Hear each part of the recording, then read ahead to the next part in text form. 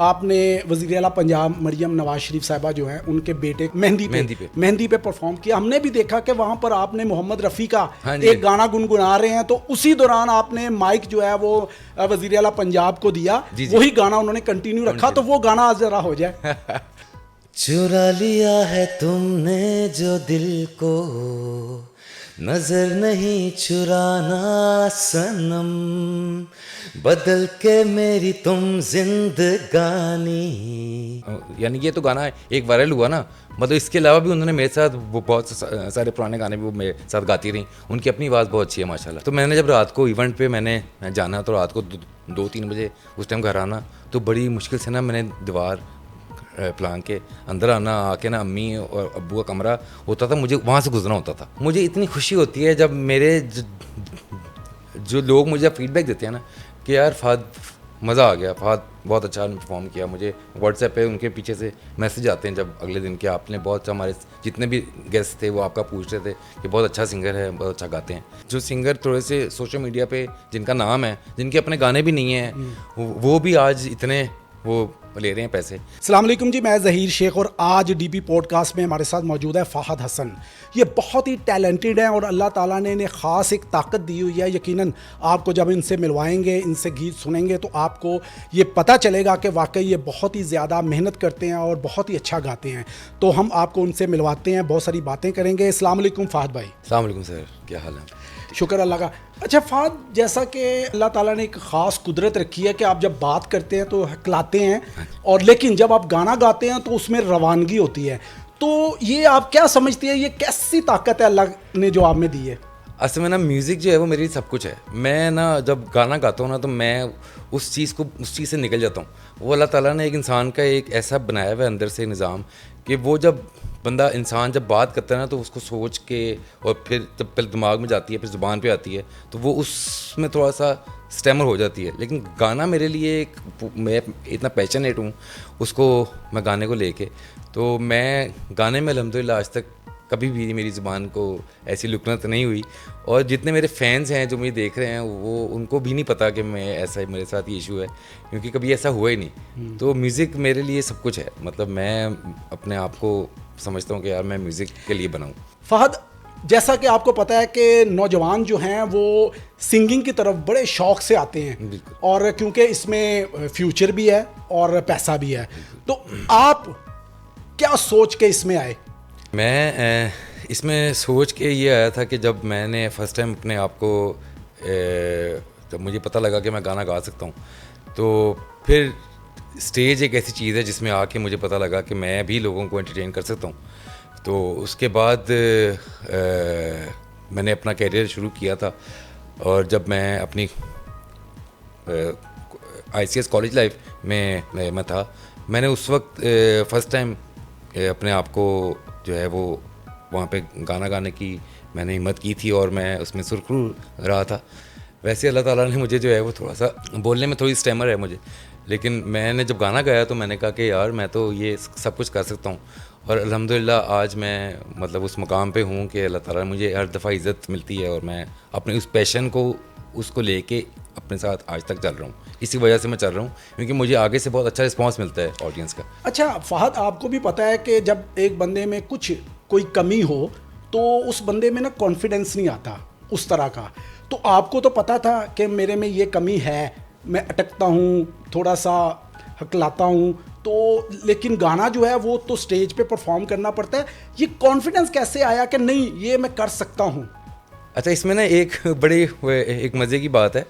मतलब मैं जब स्कूल में पढ़ता था तब उस टाइम ना मुझे स्कूल में जब ओरल टेस्ट होते थे, तो हमारी जो टीचर्स थे वो मुझसे ना ओरल सुनते नहीं थे, क्योंकि मैं अटकता ही मैं इतना ज़्यादा था कि वो मुझसे कहते थे आप बैठ जाओ।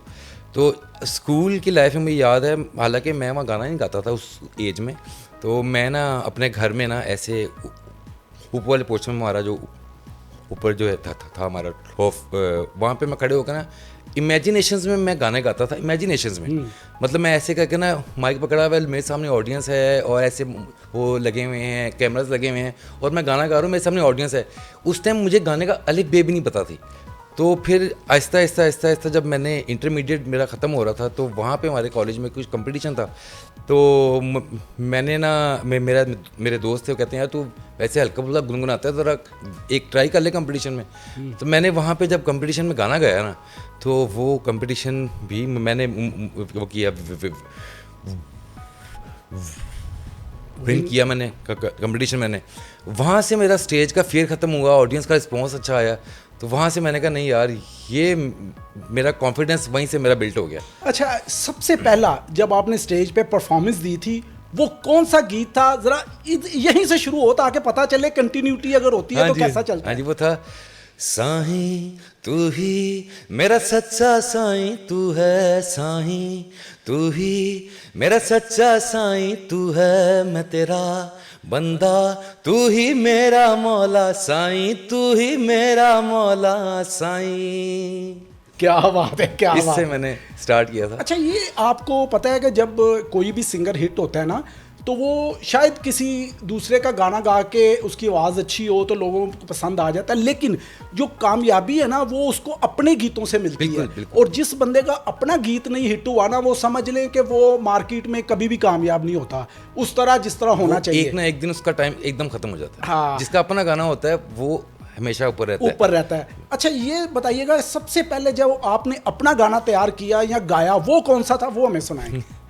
मैंने अपना गाना जो है वो 2016 में मैंने बनाया था। वो था मेरे आसपास तेरा एहसास, तेरा एहसास बुझाए मन की प्यास, बुझाए मन की प्यास, बुझाए मन की प्यास। ये मैंने माशाल्लाह खुद लिखा था। फहद, आपकी आवाज़ में अल्लाह ताला ने बड़ा सोच दिया है। हाँ ये जी, देखिए ना, ग्राम होता है एक हाँ जी, आवाज़ का, हाँ जी। वो भी माशाल्लाह परफेक्ट है, फिर आपका सुर भी अच्छा लगता है। तो ये वाकई कुदरत का तोहफा है आपके लिए। ये बताइएगा कि आपका पसंदीदा सिंगर पूरी दुनिया में, अगर आपको हम कहें कि पूरी दुनिया से निकालें आपके पसंदीदा सिंगर्स कौन से हैं, तो कैसे रेटिंग करेंगे, कौन कौन से हैं? जी, मेरे जिनसे मैंने जिनके साथ साथ जिनके पीछे मैं गाने गाता था, वो हमारे जो हैं वो मोहम्मद रफ़ी साहब को मैंने बहुत मैंने गाया है। मतलब जब मुझे शौक़ हुआ तो मैं उनके गाने ही लगा के ना, तो उनके साथ मैं गाता था। फिर अली अज़मत को मैंने गाया बहुत ज़्यादा। मतलब वो फुट रॉक, मुझे याद है कि जून के महीने में कमरा बंद करके ना मैं अपने, और चीखें मार के मैं ना उस टाइम वो उनकी एल्बम इनकलाब एल्बम थी शायद उनकी, वो उनके सारे गाने में मैं गाता था, चीख चीख के गाने। और मतलब वो अपना गले को फुल, इतनी एनर्जी थी मेरे में, और इतना मुझे वो था, जुनून था मतलब गाना गाने का। तो वो फिर उसके बाद शोर साहब हैं, ठीक है ना, हाँ, हमारे ये यहाँ के पाकिस्तान के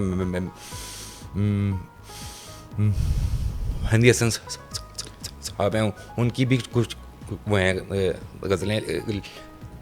तो मतलब इस तरह से मतलब मुझे उनको सुनने का भी, अब ज़्यादा गज़लें सुनने का शौक़ है मुझे। पहले मैं गज़लें नहीं सुनता था, लेकिन अब जाके ज़रा मुझे थोड़ा शऊर और ज़्यादा बढ़ा, क्योंकि म्यूज़िक ऐसा इल्म है जो आप जितना सीखते जाते हैं ना, वो आपको उतना आता जाता है। अच्छा फहद, जैसा आपको पता है कि एक सिंगर जो होता है ना, वो कामयाब तब होता है जब उसने उस्तादों की मार खाई हो, सीखा हो, और ख़ासकर क्लासिकल में अगर उसकी दस्तरस है तो फिर वो नाकाम नहीं होता। आपने शौकिया सिंगिंग शुरू की, आपने सुन के, देख के परफॉर्मेंस दी, और आपका गला अच्छा था, आपने अच्छा गाया। तो आपको लगा नहीं कि आप में कुछ कमी है, कि आप सीख लेते अगर क्लासिकल तो आप मज़ीद निखर सकते थे? क्या ख्याल है? आपकी बात बिल्कुल ठीक है। क्लासिकल सिंगिंग ये जो है वो एक ऐसी चीज़ है जो आपको एक बेस बनाती है। मैंने आपको बताया जिनके गाने में गाता था मोहम्मद रफ़ी साहब, मतलब उनके गानों में भी कुछ क्लासिकल का इफेक्ट आता था। बिल्कुल आता था। तो फिर मैंने गा के, जब आर्टिस्ट स्टेज पे आता है ना, उसको उस टाइम उसको अपने आप का पता रहता है कि वो कितने पानी में है। तो मुझे जो है वो क्लासिकल सीखने की ज़रूरत नहीं पड़ी। मतलब मैंने जो चीज़ें जो की अपने साथ, जो खुद जो मुझे समझ आई, मैंने वो किया, वो सीखा, और मैं आज भी वही वाले सॉन्ग गाता हूँ जो मुझे पसंद हैं, और जो मैं जिस कैटेगरी में गा सकता हूँ, मैं वही वाले मैं अपना सिंगिंग को उसी कैटेगरी के अंदर रख के मैं गाता हूँ। बहुत ज़्यादा क्लासिकल में मैं नहीं जाता, लेकिन अल्हम्दुलिल्लाह मैं आज जो है वो कोई भी ऐसा गाना होता है मतलब वो मैं उसको इजीली मैं अच्छा, अभी आपने वज़ीर आला पंजाब मरियम नवाज शरीफ साहिबा जो हैं उनके बेटे मेहंदी पे परफॉर्म किया। हमने भी देखा कि वहाँ पर आपने मोहम्मद रफ़ी का एक गाना गुनगुना रहे हैं, तो उसी दौरान आपने माइक जो है वो वज़ीर आला पंजाब को दिया, वही गाना उन्होंने कंटिन्यू रखा, तो वो गाना आज ज़रा हो जाए। वो गाना था चुरा लिया है तुमने जो दिल को, नजर नहीं चुराना सनम, बदल के मेरी तुम जिंदगानी, कहीं बदल न जाना सनम, ले लिया दिल हाय मेरा दिल, हाय दिल लेकर मुझको ना बहलाना, चुरा लिया। अच्छा, ये बताइएगा कि कभी फिल्म के लिए गाया? नहीं, अभी तक मुझे कोई फिल्म के लिए मौका नहीं मिला। उस तरह मैंने एड्स वगैरह मैंने काफ़ी मैंने रिकॉर्ड किए हैं अपने, ये जो एड्स होते हैं वो मेरे हैं, मैंने काफ़ी सारे एड्स रिकॉर्ड कराए हैं। तो बाकी फिल्म के लिए भी मुझे कोई गाना, तो मैं भी अपना एक न्यू गाना बना रहा हूँ, वो इसी किस्म का है, क्योंकि आप कहते हैं वक्त के साथ साथ चलना चाहिए इंसान को, तो मैंने भी अपने आप को उसमें थोड़ा सा अपने गानों को। तो वो गाना हमें सुना सकते हैं आप? नहीं, अभी तो वो रिलीज़ नहीं है ना। अच्छा। तो वो जब रिलीज़ होगा तो फिर अभी सुनाऊंगा। अभी ज़रा ये बताइएगा कि अब आपके नेक्स्ट फ्यूचर प्लान क्या क्या हैं और क्या तैयार करने जा रहे हैं, और आपके जो चाहने वाले हैं उनके लिए क्या तोहफे हैं आपके पास?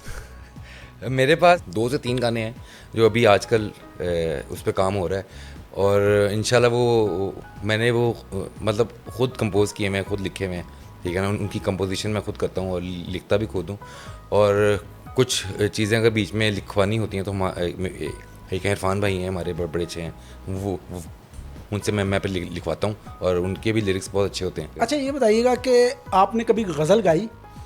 गज़ल मैंने अपने लिए एक बनाई, मैंने अपनी एक गज़ल खुद बनाई, मतलब वो मैंने उसको बना लिया, म्यूज़िक भी बन गया, सारा कुछ हो गया, उसको अब मैंने रिलीज़ भी करूँगा, लेकिन अभी नहीं करूँगा, थोड़ा सा टाइम की बात करूँगा। अच्छा। तो वो गज़ल थोड़ी सी ज़रा आपको पता है, ज़रा उसके लिए थोड़ा मुश्किल काम है गज़ल, लेकिन मैंने कहा ये भी करूँगा, मैंने गज़ल भी बनाई। नहीं, वो सुनाएंगे तो अच्छा लगेगा। नहीं, अभी वो रिलीज तो कोई बात नहीं है, ये तो आपकी अपनी चीज़ है ना, प्रॉपर्टी है, ये कौन सा किसी की है। हाँ, वो तो है। तो हम ज़रा आपके चाहने वालों को पता तो चले क्या क्या रंग है आपके पास। नहीं, गज़ल जो है वो मैं आपको ज़रूर सुनाऊंगा।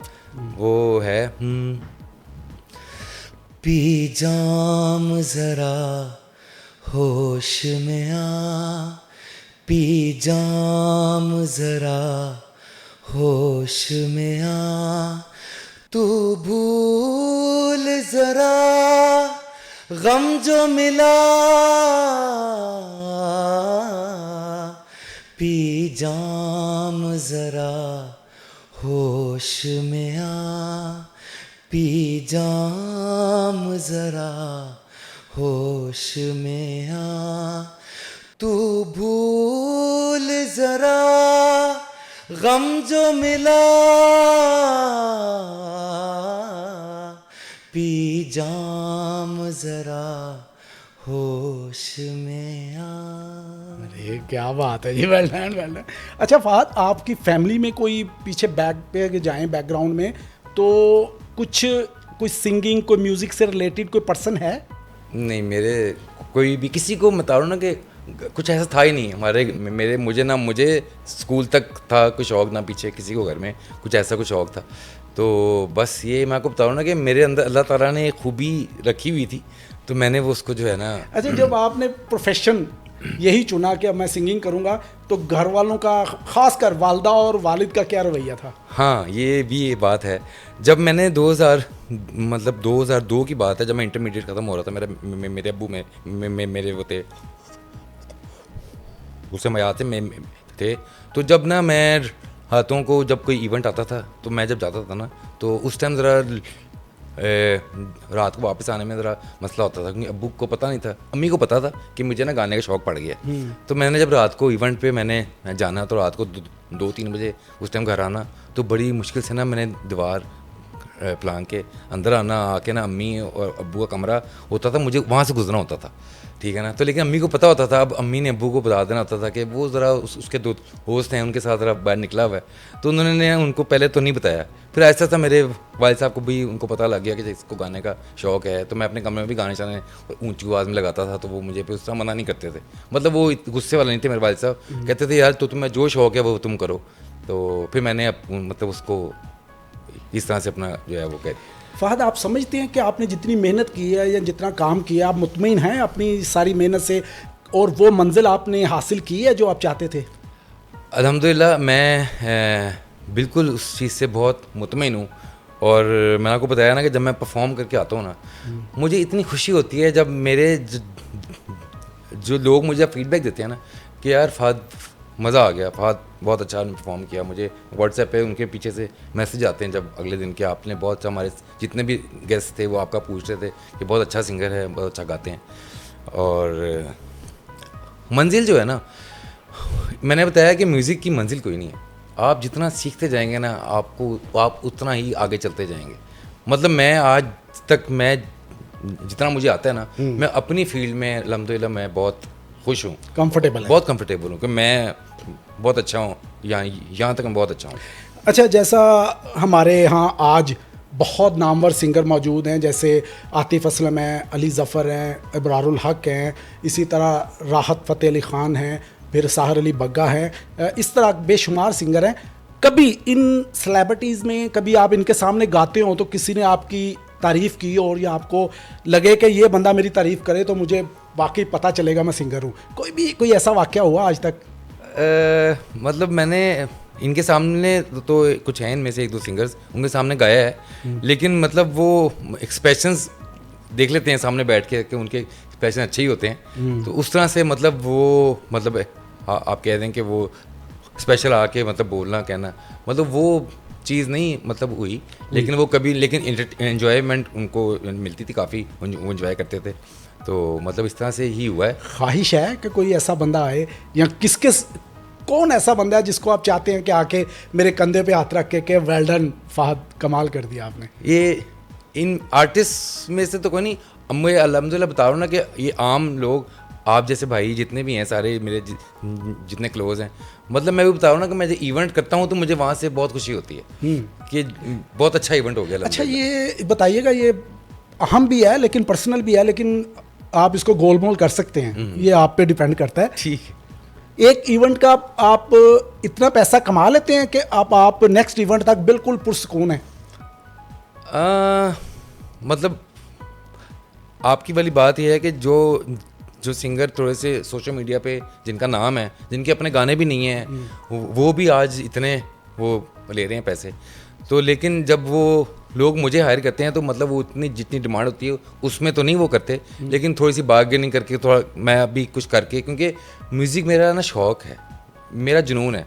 तो मैं कहता हूँ कि यार मुझे ना पैसों के पीछे नहीं भाग रहा मैं, मुझे ना लोगों को एंटरटेन करने का और अपना आप दिखाने का बहुत, मुझे उसमें बहुत वो आता है। अच्छा, जब भी कोई कॉन्सर्ट होता है तो आप स्पेशली उस कॉन्सर्ट को प्रॉप्स आप उसके हिसाब से यूज़ करते हैं कि आप अपना जो पहनावा है उसको रखते हैं कि इस कॉन्सर्ट में इस तरह के कपड़े होने चाहिए? बिल्कुल बिल्कुल। तो ये कौन सेलेक्ट करता है? ये मैं खुद ही करता हूँ। अच्छा। मतलब मैंने अपना जो भी कोई मेरे इवेंट होते हैं उसके हिसाब से मैंने रखे होते हैं कि इस डेट को जो इवेंट्स हैं, तो मैं पूरे अपनी जो मेरा है मैं उसको उनके अपने सारे वहाँ पे लगा के रख लेता हूँ कि इस इवेंट पे ये वाला पहनूंगा, इस इवेंट पे ज़रा इस तरह का इवेंट है, ये ज़रा स्कूल का है, ये ज़रा किसी जगह का है, ये इंटर गेट टुगेदर का है, तो उसके हिसाब से मैंने सारे जो है ना अपने वार्डरोब। अच्छा, ये बताइएगा कौन सा ऐसा सेलिब्रिटी है, कौन सा ऐसा पूरी दुनिया में जिसके साथ स्टेज शेयर करना चाहते हैं आप? पाकिस्तान में जो है दुनिया में, आप पाकिस्तान भी है उसमें? पाकिस्तान में जो है वो आतिफ असलम है। अच्छा। मतलब मुझे आतिफ असलम अभी तक बहुत अच्छा सिंगर है, पाकिस्तान में बहुत अच्छों से अच्छा सिंगर है, जो स्टेज पे जो ऑडियंस के साथ और उसकी मतलब उसकी सिंगिंग भी उसकी बहुत अच्छी है मतलब माशाल्लाह। तो वो मैं चाहता हूँ कि मैं उसके साथ जो है ना वो अपना यहाँ पे करूँ। अच्छा, ये बताइएगा कि सोशल मीडिया जो है उसमें बेशुमार फेक न्यूज़ चलती हैं, ठीक है, और बहुत सारे आप इस तरह के स्कैंडल भी देखते होंगे, शादी हो गई, तलाक हो गई, ये हो गया, वो हो गया, तो इस जो सोशल मीडिया, इसको आप किस तरह देखते हैं, और क्या आप समझते हैं कि सोशल मीडिया जो है वो आज की ज़रूरत है नौजवानों के लिए? हाँ जी, सोशल मीडिया तो आजकल की बहुत ज़रूरत है नौजवानों की, और ये फेक चीज़ें जो हैं ये गलत हैं, मतलब ये नहीं होनी चाहिए। मतलब आजकल तो एआई भी आ गया, उसका डिफरेंस इस आम जो होती है लाइव, उसमें भी काफ़ी इतना डिफरेंस अब फ़र्क नहीं रह गया। मतलब लोग जो है ना वो एकदम से भी उस पर यकीन नहीं करते, मतलब लेकिन सोशल मीडिया आजकल के लिए नौजवानों के लिए बहुत ज़रूरी है, मतलब उससे ही हर उनका जो भी है वो उनको मिलता है हर चीज़। तो अच्छा, हमारे एक सिंगर हैं, ये हमारे भी अच्छे दोस्त हैं, जवाद अहमद जी जी। अक्सर आपने, जब हम वो सिंगिंग करते थे ना तो कमाल करते थे। अब जब से वो सियासत में आए हैं ना तो उनका ज़रा पारा जो है ना वो हाई रहता है। तो आप एक छोटे भाई होने के नाते अगर उनको मशवरा देना हो तो क्या देंगे? मैं उनको ये मशवरा दूंगा कि जवाद भाई, मैं छोटा सा होता था जब आपके मैंने ना इवेंट्स वगैरह मैं देखता था तो आप बहुत अच्छा परफॉर्म करते थे। तो अब मैंने वैसे अब नहीं, मैंने देखा सोशल मीडिया पे भी आते हैं, क्योंकि मुझे ना पॉलिटिक्स से मैं बहुत दूर हूँ, तो मैं ना वो उसको आगे कर देता हूँ, मैं नहीं देखता। तो अगर वो आप गुस्सा कर रहे हैं तो प्लीज़ आप अपने आप को थोड़ा सा कूल डाउन रखें, और थोड़ा सा एक आधा गाना आपका आना चाहिए जवाद भाई, थोड़ा सा अच्छा सा कोई मेलोडी सा गाना निकालें ताकि ज़रा आपको भी सुकून मिले और आपके जो हैं फैंस उनको भी ज़रा अच्छा लगे कि जवाद भाई दोबारा आ गए। हाँ, ये तो है। अच्छा, आप ना मुझे एक खूबसूरत सा कोई पंजाबी अगर सॉन्ग आपके कोई जहन में हो तो वो तो ज़रा सुनाइए हमें। अच्छा। अपने ख़ास कर अपने चाहने वालों के लिए। ठीक है। बड़ा समझाया तेनू समझना आया कथों करना है दिलदारियां, तेरे ते गिलाए सानू पागला दिलावे कानू ला लिया तू यारियां। बड़ा समझाया तेनू समझना आया कथों करदा है दिलदारियां, तेरे ते गिलाए सानू पागला दिलावे कानू ला लिया तू यारियां।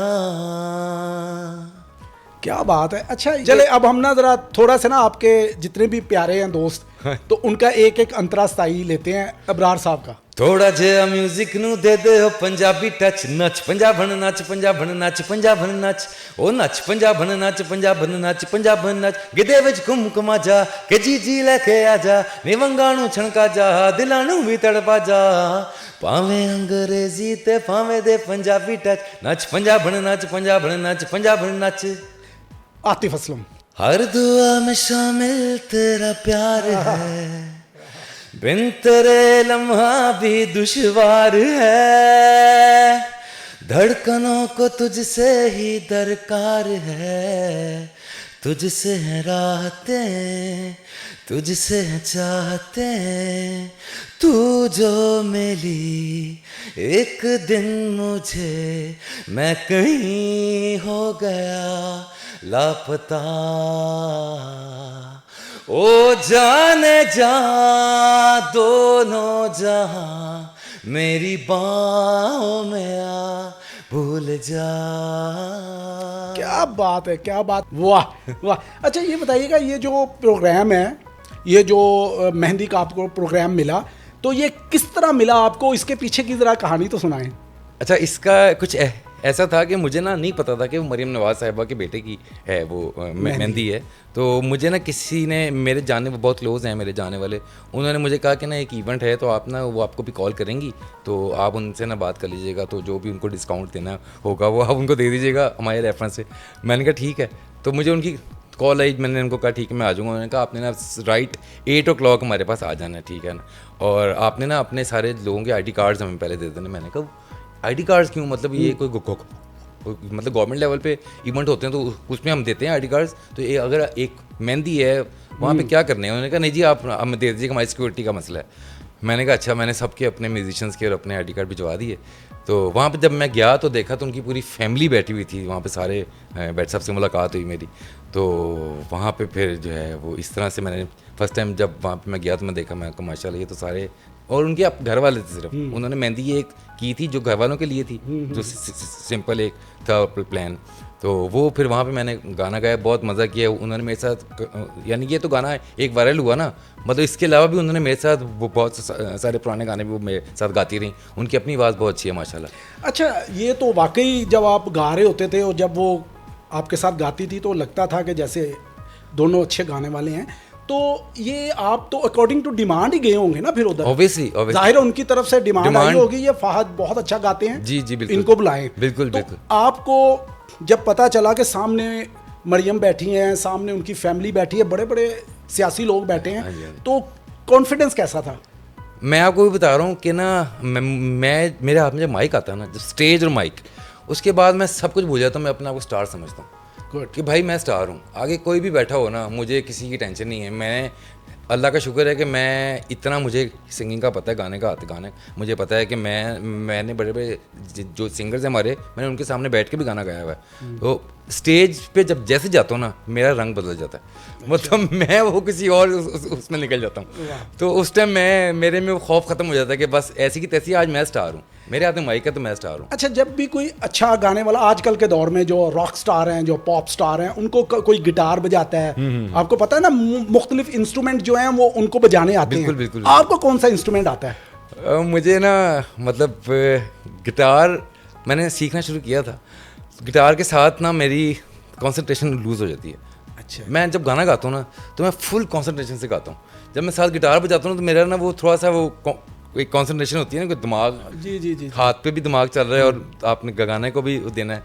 तो मैं ना फुल, सिर्फ मैं कोई इंस्ट्रूमेंट वैसे प्ले नहीं करता। मतलब गिटार मुझे आते हैं, बेसिक्स आती हैं गिटार की, कीबोर्ड की मुझे बेसिक्स आती हैं, लेकिन मैं उसके साथ बैठ के नहीं, मैं अकेला गिटार बजाऊँ और गाऊँ, वो मुझसे होता नहीं है।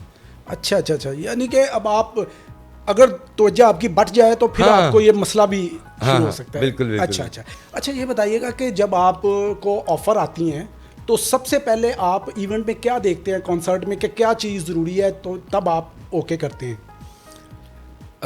सबसे पहले मतलब मतलब यही है कि मैं उनसे ऑडियंस का पूछता हूँ कि कितनी ऑडियंस है, यही पूछ रहे हैं आप मुझसे? मतलब मैं उनसे ऑडियंस का पूछता हूँ, आपकी ऑडियंस क्या है, इंडोर है आपका इवेंट, आउटडोर है, और लोकेशन क्या है, कोई ऐसा एरिया, मतलब वो उसके हिसाब से फिर हम उसको सारा मैनेज करते हैं। अच्छा, बाज़ का ना सिंगर जो होते हैं ना, उनको गानों की वजह से बुलाया जाता है कि आपका ये गाना बड़ा अच्छा है, आपका ये गाना बड़ा अच्छा है, और वो सिंगर पॉपुलर होता है। बिल्कुल। आपको कौन से गानों की वजह से बुलाया जाता है? बहुत अच्छा सवाल किया आपने। ये मतलब मैंने आपको भी बताया ना कि मैं मतलब आपने मुझे अगर कहीं पे बुलाया है तो मैं आपके पास वहाँ जाऊँगा, आपके वहाँ पे 100 लोग बैठे होंगे, वो मुझे देखेंगे कि यार ये अच्छा गा रहा है, एंटरटेनर है। बेसिकली गाना बड़ी बात नहीं है, लोगों को अपने साथ कैसे इन्वॉल्व करना है वो बड़ी बात है। तो अल्हम्दुलिल्लाह मेरे में ये एक बहुत बड़ी क्वालिटी है कि मैं लोगों को इन्वॉल्व कर लेता हूँ। मेरा अपना गाना ऐसा उस तरह से हिट नहीं है, मेरे अपने गाने भी हैं, लेकिन मेरे में एक खूबी है, आप कह लें कि मैं ना सारी ऑडियंस को ऐसे अपने साथ पूरा कैप्चर कर लेता हूँ। अगर वो मुझे कहते हैं ना कि आपने 1 घंटा गाना है, तो मैं वहाँ पे 3 घंटे गा के आता हूँ। मतलब इसी आइडिया लगा लें कि उनको इतना मज़ा आ रहा होता है कि कहते हैं नहीं अभी ना आप जाएँ, आपके साथ बड़ा मज़ा आने लग गया। तो वो इन्वॉल्वमेंट, ऑडियंस के साथ इन्वॉल्वमेंट बहुत ज़रूरी है। अच्छा, जैसा आपको पता है कि हमारे यहाँ लेजेंड्स हैं, मेहदी हसन खान साहब हैं, अहमद रुश्ती साहब हैं, बहुत सारे ऐसे सिंगर हैं कि जो कि परफॉर्म करते हैं तो मज़ा आता है उनका सुनने का, गज़ल भी गाते हैं। तो आप जब आप परफॉर्म करते हैं तो आप सबसे ज़्यादा किस आर्टिस्ट को गाना पसंद करते हैं माजी में, और आज के जो सिंगर हैं अगर उनकी कोई डिमांड आए तो किसकी आती है सबसे ज़्यादा? आजकल जो है ना वो तो मतलब जो आजकल की जनरेशन जो है वो मतलब वो जो हम सुनते आए हैं वो तो है ही नहीं। मतलब आजकल जो वो बीट वाले गाने हैं और वो ऐसे कर दूंगा मैं ये वो मुझे ना रैप वाला काम मुझे नहीं, अच्छा, मैं उससे मैं दूर रहता हूँ। तो मैं ना मतलब वही जो ओल्ड सॉन्ग है ना जो हमारे माजी के हैं, मैं उनको ही न्यू करके, मतलब उनका म्यूज़िक न्यू में करके, लेकिन कंपोजिशंस वही होती हैं, ठीक है ना, उसको मैं उसमें उनको प्रेजेंट करता हूँ। और कुछ उनकी डिमांडिंग भी होती हैं, वो भी डिमांड भी पूरी कर देता हूँ। मतलब कुछ ऐसे सॉन्ग्स हैं, मतलब वो जैसे अभी ये गाना था वो वाला पल पल जीना मुहाल मेरा तेरे बिना, सारे नशे बेकार तेरी आंखों के सिवा। मतलब इस तरह के सॉन्ग आजकल जो है ना काफ़ी, आजकल की जो जनरेशन है उनको ये चीज़ आजकल ज़रा थोड़ी सी पसंद है।